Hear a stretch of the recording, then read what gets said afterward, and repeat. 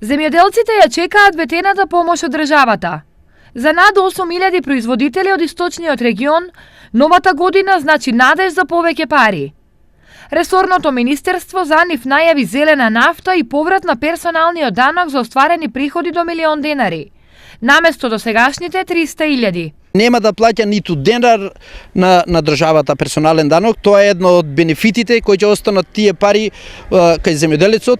Исто така земјоделските површини нема да се обработуваат со килограм нафта потрошена од 50 денари, ќе се обработуваат земјоделските површини со далеку пониска цена на нафтата.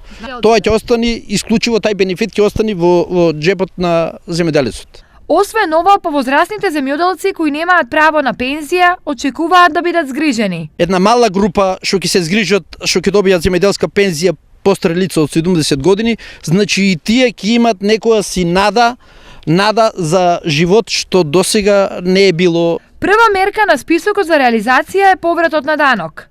Ова значи дека законот за персонален данок на доход ќе претрпи промени, што им оди во корист на сите земјоделци.